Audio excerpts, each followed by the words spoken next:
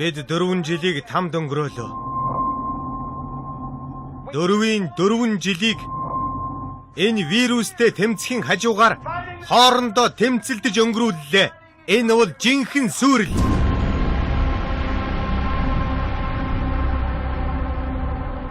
Гэвч та нар бүгд жинхэнэ дайсан нь хинбэ гэдгийг мэдэж байгаа.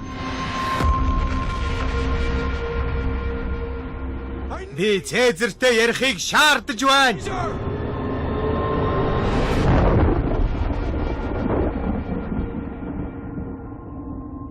Нэмээд хэлэхэд ганцхан эрх мэдлийн төлөө бус итгэл найдвараа олж авахын тулд ялагдсан газраасаа дахин босох хэрэгтэй байна.